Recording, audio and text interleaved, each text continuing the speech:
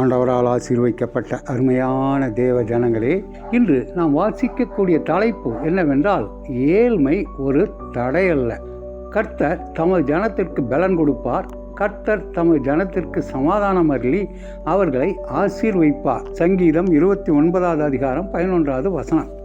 உலகத்தில் சாதிக்க பிறந்தவர்கள் என்ற எண்ணம் சிலருக்கு மாத்திரமே இருக்கின்றது. சிலர் தங்களுடைய வறுமையை சாக்குப்போக்காக சொல்கின்றனர். ஆனால் அப்படி அல்ல.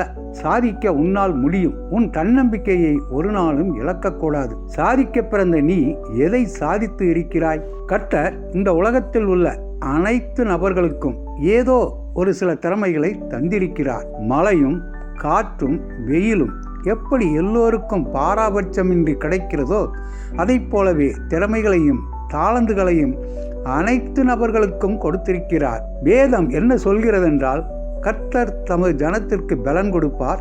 கர்த்தர் தமது ஜனத்திற்கு சமாதானம் அருளி அவர்களை ஆசீர்வதிப்பார். சிருஷ்டிகர் அவருடைய சிருஷ்டியாகிய நமக்கு போதுமான பலனை தருகிறதாக வேதம் சொல்கின்றது. நமக்கு கொடுக்கப்பட்டிருக்கின்ற தாளந்தை நாம் எப்படி பயன்படுத்துகிறோம் என்பது மிக முக்கியம்.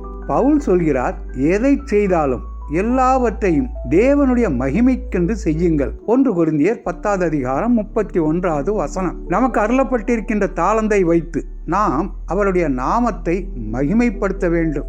ஏழை குடும்பத்தில் பிறந்தவர்கள் ஒரு நாளும் முன்னேற முடியாது என்று கூற முடியாது. திறமை மட்டுமே முக்கியம். செருப்பு தைக்கும் தொழிலாளியின் மகன் ஸ்டாலின் ருசியா தேசத்தையே திரும்பி பார்க்க செய்தவர். அமெரிக்க தேசத்தின் முன்னாள் ஜனாதிபதி ஆபிரகாம் லிங்கன், அவருடைய தகப்பனும் ஒரு செருப்பு தைக்கும் தொழிலாளி ஆவார். சரித்திரத்தில் முக்கிய பங்காற்றியவர் ஷேக்ஸ்பியர். இவர் எழுதிய காவியம், நாவல் இன்றும் தாக்கத்தை தரக்கூடியவை. அவர் ஒரு நாடக கொட்டகையில் காவலாளியாக இருந்தவர். வரவேண்டிய நபர் வராததினால் இவருக்கு அந்த வாய்ப்பு கொடுக்கப்பட்டது. புகழ்பெற்ற சாமுவேல் ஜான்சன் ஒரு பழைய புஸ்தக வியாபாரியின் மகன்.